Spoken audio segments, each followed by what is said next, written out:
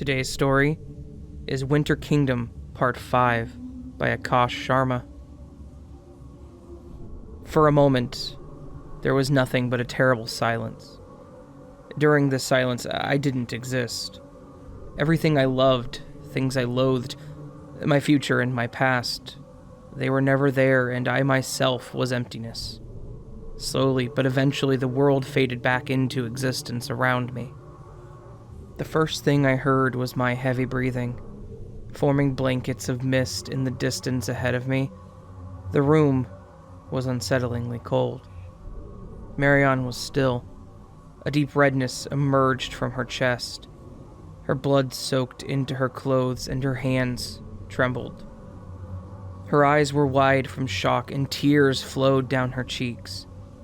She had come back to realization.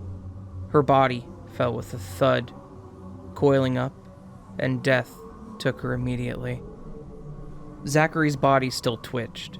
A man in excruciating agony. I couldn't tell if there was any will left to live in him, but I did know that he was beyond helping now. I pushed myself against the wall behind me and forcibly pushed myself up to my feet, only to fall again on my knees. I vomited all over the floor, my knees trembled, and my chest felt weak. I struggled to stand up again, but using every last bit of the strength I had in me, I finally managed it, and went out of the room. Anna was still there. She was alive, but still in shock. I placed my arm on her shoulder. "Anna, we have to leave," I told her. She didn't react. She seemed a prisoner in her own body. "Anna, please," I said again. A futile attempt. "Fuck it," I said, forcibly pulling her up to her feet, but doing so was a mistake. She screamed the loudest, most painful scream I have ever heard, so much so that I expected that it would tear her throat apart. She clawed at me with her nails, opening a cut on my cheek. She had gone feral. I pushed her away, and she continued screaming and sobbing on the floor. She was lost as well. I had to leave. My phone buzzed in my pocket, and I pulled it out immediately, seeking refuge in the light of the little screen as a distraction from the horrors that had just unfolded. Up on the screen, there was a new notification. It was a text from Billy. Apparently, the only relation between the three bodies and the girl, Tori, was the fact that they all used to be in a charitable rehab run by Zachary Levitt. Tori, Zachary, Dina, Lem, and Jack. There was something about these names that bound them together, other than the fact that the four addicts used to be at Levitt's rehab center. Zachary Levitt had made a name for himself in the town. He had been given control of his father's business, and his ambition got him to be one of the richest men in the town. A lot of his wealth went into funding his own charitable organizations. I felt reluctant, and even some amount of disgust in what I did next, but I knew that this was the only way I would find some answers. I turned the lights off and shut the front door. I hoped that the gunshot hadn't attracted any neighbors, and even though chances of that were slim, considering that the houses were fairly isolated, I didn't want to take any chances. I would go through the room quickly and make my way out of the house. I searched through the wardrobes, going through piles of dresses and shirts and even the drawers. Every moment I spent searching through their house for clues. I became more convinced that I would definitely find something if I looked hard enough. I searched up almost through the entire house, deeper into the night, uncaring for the time. I definitely knew what I was doing was wrong, and that I should call and report all of the horrific mess that had happened in this house. But I also didn't want to lose my chance of finding a clue. Every time I heard a creak, or Anne sniffled too loud, I took cover, fearing the worst, cocking my gun ready for whatever was to come, but thankfully, nothing ever came. The attic was where I finally found something. It was the place I was most reluctant to go. I knew that once I got up there, it would be hard to make it out in case someone got in the house. In a box that I observed, it wasn't so dusty. I found something. There were albums. I picked up one which, like the box, seemed to be less dusty. Mostly there were pictures taken from, as far as I could tell, 9 or 10 years ago. There were pictures from high school, from parties, even vacations. I didn't spot Anna in any of them, so I assumed that this contained only Zach's old memories. Skimming through the pages of the album, I felt increasingly worse, knowing that the lively young man I saw in these pages had come to meet a horrible fate. Though I couldn't say I really cared for the Levitts much before, but seeing how happy he seemed before what became of him, or rather what remained of him just under my feet, it was disturbing. Then, I spotted something that caught my eye. There was a picture of Zach with a bunch of other people, faces that I knew. There was Tori right there in the picture, a little younger than she is now. Actually, a lot younger, perhaps 15 or 16, and there she was next to Zach at a party. And then, a thought hit me. What if there had been more faces here? Faces that I was familiar with, but I wasn't looking for. Maybe this was the clue. The missing piece that bound everything together. I looked into the box, finding another album there which contained nothing but family photos. I opted to look through that one again. This time, I saw it. I saw everything that was missing in this deranged puzzle. Zach didn't have kids of his own, instead opting to adopt a child whose mother lost custody after she was deemed to be an unfit guardian. She was an addict and ended up in Zach's rehab. Dina, Lem, and Jack, the 4 dead addicts who had bits of their skin torn off, weren't a random group of junkies that got together and just happened to meet an unfortunate fate. They went to the rehab as well. And not only that, they had been friends with Zach all through high school. They didn't have any children of their own. I searched up the name Elizabeth Grimes, one of the first children to go missing. I somehow was certain that I was now on the right track, that I had finally pulled into the right string that would put everything in place. The 6 children, Elizabeth, Michael, Marion, Jade, Chris, and Dawn. Their parents, all with the exception of one Marcus Piper, either their father or their mother, in Elizabeth's case, both of them, were amongst Zach's friends in high school. Their parents weren't random classmates. Not just colleagues from the pictures I saw, they were all definitely friends, and close friends at that. I took the album with me when I left, carefully making my way down and then across the hall, where Anna was, still as ever. I went down the stairs and rushed to my car. Only when I gripped the steering and felt the familiarity of it, I felt somewhat lighter. It was as if I was no longer in the presence of some great evil that had taken that house. Then, another thought hit me. Tori Reed. She was the only one in the group still unharmed. She hadn't been killed, or she didn't have a child. Perhaps she was somehow involved? No, it couldn't be. She was a junkie. What about Greta? Why did she go missing? And Dan? Were those incidents unrelated? No, this was too much of a coincidence. And Marcus, how did he fit into all this? Was it because he was a student at Dan's school? Maybe, or maybe it's nothing related. No, of course it was related. His head was discovered only because of Dan. I slammed my fist into the wheel, letting out my frustration.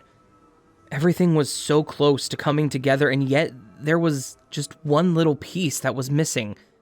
The final piece that somehow bound my son Dan into this. And the skinned witch, or whatever it was. Tori Reed. There was something about her. Something that could bring it all together. After all, she was the only survivor, I assumed, to this mess. Tori and Ellen used to be friends. Maybe I could talk to Ellen instead. Then, I paused for a moment. The thoughts sank in. Ellen had a child. She was pregnant. No.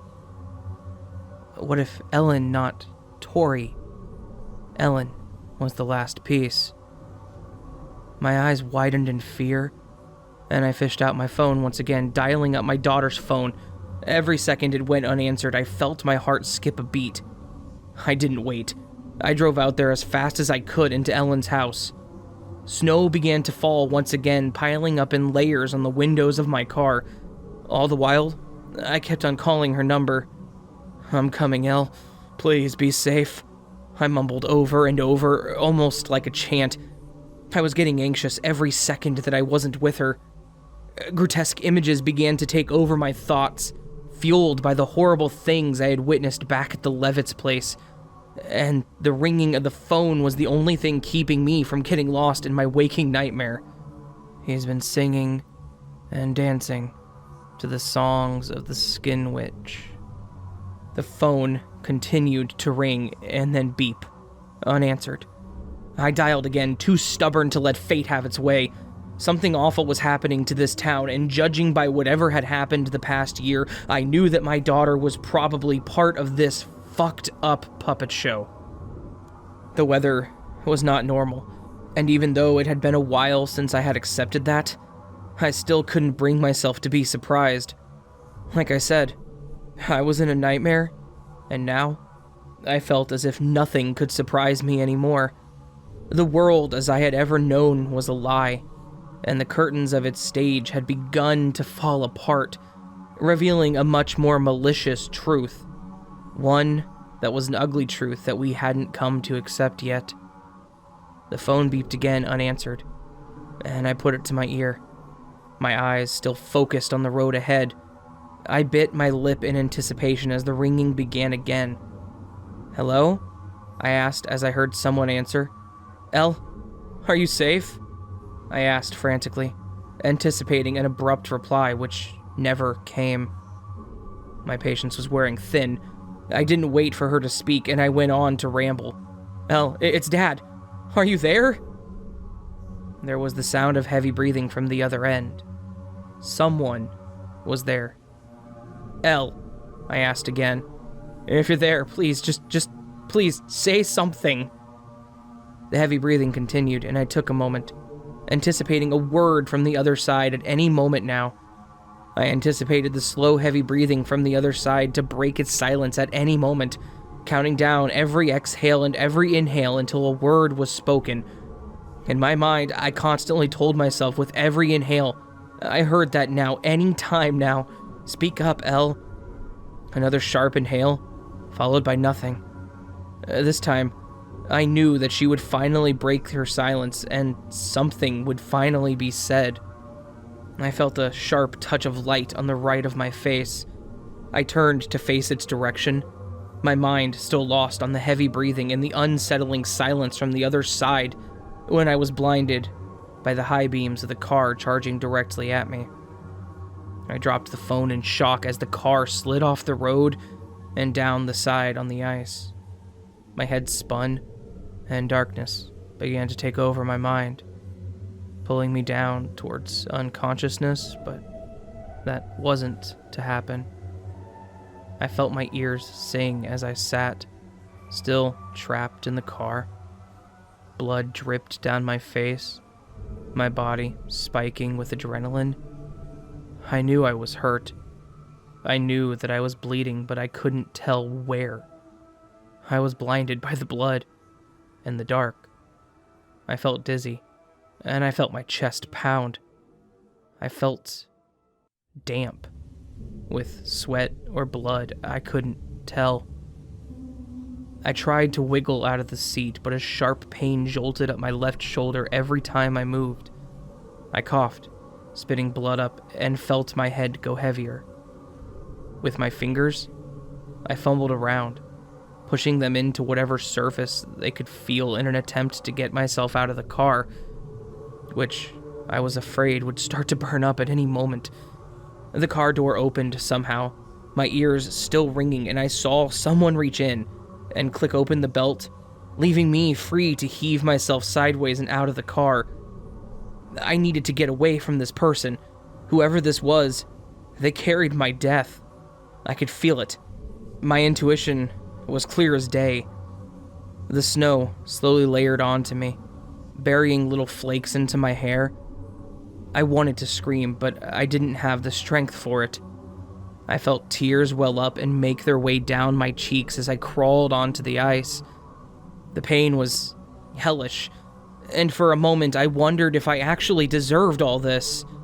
Maybe a painful death like this is what I get for not being a father to my children, to my son, Dan.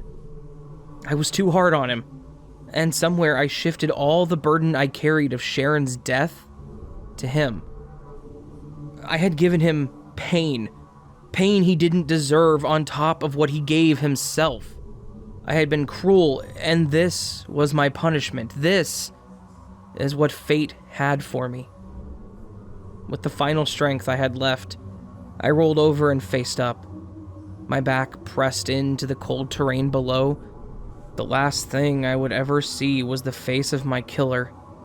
I had to see his face before I died. The man walked up to me. The car burst into flames behind him. He didn't flinch. The lights behind him obscured his features, revealing only his silhouette. It was definitely a man. His hands were wrapped around a crowbar. I shuddered at the idea of being beaten to death with that thing, but I spat blood and exhaled, embracing my death. I would show him no fear. If he had a craving for watching me suffer, then I shall disappoint him. He stopped. The ringing in my ears faded, and he fished into the pocket of his coat. His phone rang again, and I saw him press it onto his ear before answering it. "Yes," I heard him say. His manner of speaking felt too proper, almost familiar. His voice was somewhat regal, and his tone was calm and very melodious, almost as if he practiced speaking these words over and over again. A stillness came over the man, and I knew that feeling that was now in the air. I was familiar with it. Disappointment. "Yeah," he said into the phone. "Fuck." He walked up to me, crowbar still in hand. I didn't know if the call he just got was supposed to be better for me or something worse. All I could do was wait and see. The man lowered himself. His knee bent and the crowbar now held in both his hands. He had graying hair, an older man than me. His face was wrinkled and aged, but his most peculiar feature was his smile. I would never expect that the person who would kill me would ever have a smile like that. It wasn't something grotesque or evil, nothing malicious, but gentle and sympathetic, almost comforting in my last moment. "Well, Mr. Vale, seems though we have to make do with you," he said. His brows twisted and his face turned into a frown. "Kill me," I said in a low groan. "Kill me and be done with it." He stood up and slung the crowbar over his shoulder. "For now, you live." He tossed the crowbar and walked up behind me. He placed his hands behind me, under my shoulders, and pulled me up onto my feet. I cried out in pain. My shoulder felt like it was still tearing apart. I tried my best to resist, but I couldn't. Most of my body had started to go limp. He was too strong for the age that he looked. He dragged me, my feet limp and leaving bloody trails in the snow. I counted to 3 in my mind, and then pushed myself forward, out of the man's grip and onto the ground, falling and putting almost all of my weight on my injured shoulder, and the world went dark. I vaguely remembered passing in and out of consciousness.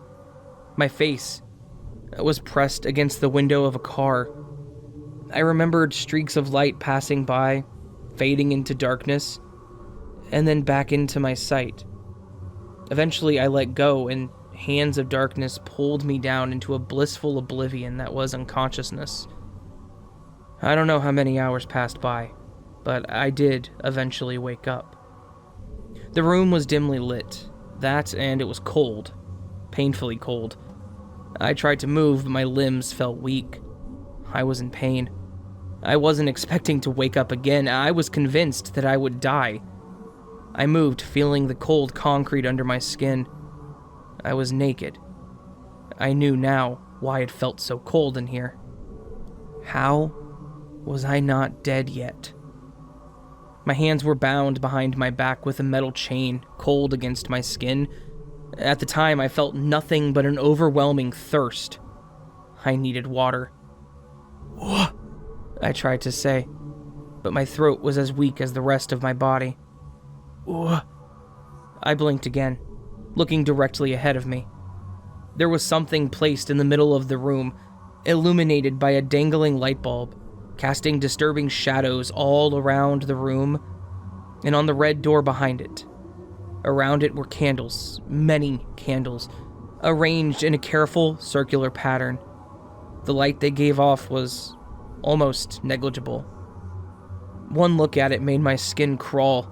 I curled back up in fear, the abrupt movement sending jolts of pain shooting up my shoulder and my legs. It was a skeleton. I coughed and spat blood onto the floor, averting my eyes from the sight. Was this going to be my fate? Was I to be skinned alive? The door opened and in stepped a man.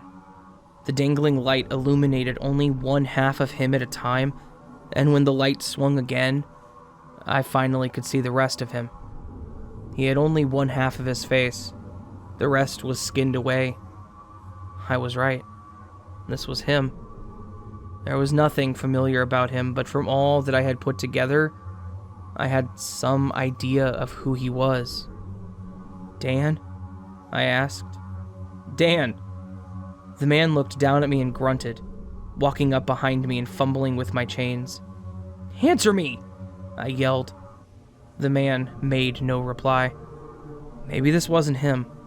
Maybe this wasn't Dan. I couldn't tell anymore. I don't think I could even tell who I was at this point. He escorted me out of the room, up the stairs, and on to the living room of the house. A house I was very familiar with. There, in the middle of the room of that cursed house, the house where I lost my wife, was a chair. 2 children, from what I could tell. They were Elizabeth Grimes and Jade Barker, 2 of the missing children. They coated the wooden chair with bits of soft, lumpy material, which I very well knew was flesh. Blood dripped down from it, circling and forming puddles under the legs of the chair. I wanted to close my eyes and shield myself from this disturbing sight, but I had to know. I really had to know. The older man appeared, my captor. He stepped forward. His hair was coated red with blood. The man with the half face stood still, holding my chains as if I was some kind of an animal. He looked down at me, his face contorted into a grave expression. The man was tense. I could even sense a hint of fear. "Where's your daughter?" he asked. His face conveyed a million things, and now it conveyed hints of panic. I smiled. I feared for a while that they had my daughter here as well. I was glad to know that I was wrong. "You have to tell us where she is. You have to." "She's with the skinned witch." "Please. If not, the great winter will return once again, and everything you have ever known will die." "She's with the skinned witch."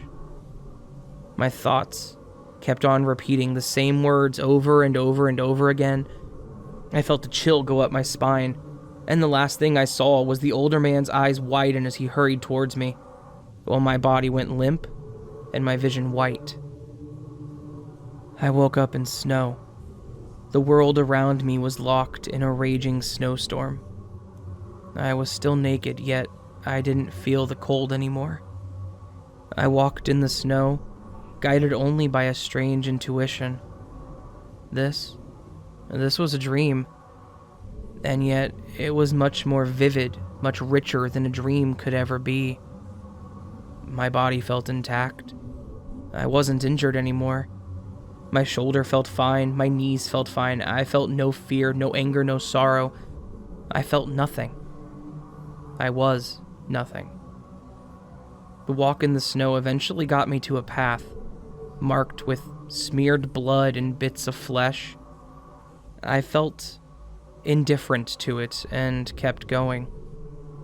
Ahead in the snow, I saw something. A puddle. Slowly, I made my way to it. Every part of my body telling me to move forward. The snow told me to move forward.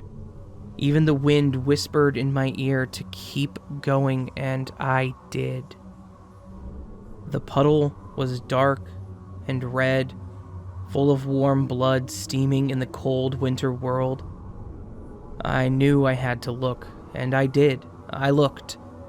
My own face looked back at me, along with Greta's and Ellen's. They were both here, right here in this winter world. Whatever had brought them here had brought me along as well. I turned back, expecting to see my daughter and my sister around. They weren't. I was alone in here.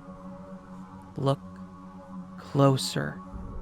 I heard the wind whisper. Look closer. I looked closer, not knowing exactly what I was to look for. I placed my hand into the puddle expecting its warmth to soothe me, but rather, I felt nothing.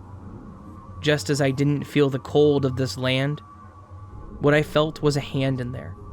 I grabbed onto it, and it grabbed onto me, and I pulled it out.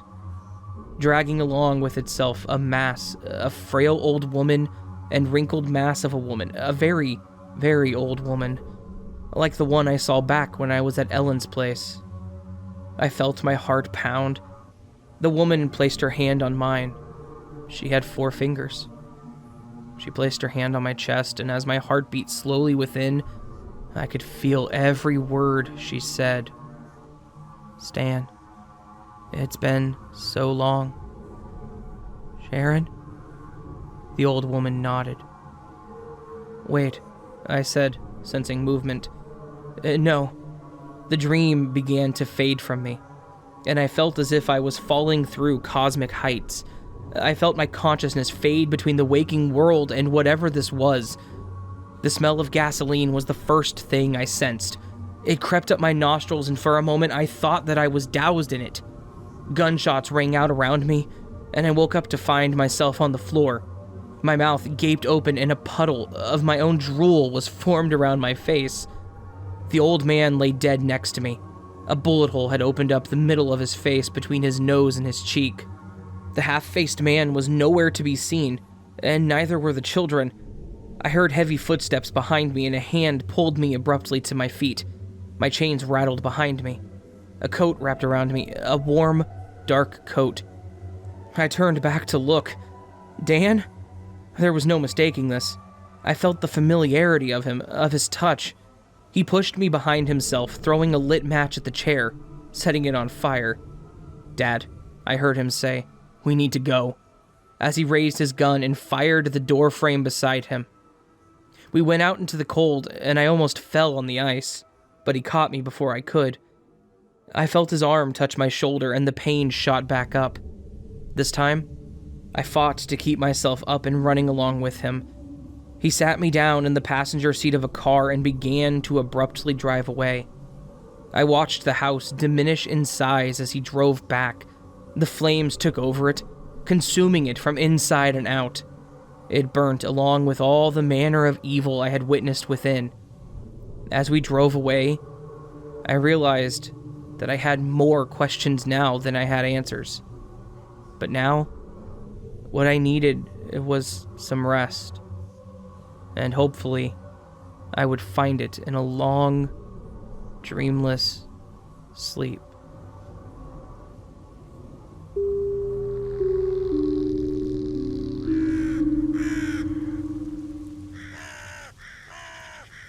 So that was Winter Kingdom Part 5 by Aakash Sharma. This story is unfolding in a way that I never could have anticipated.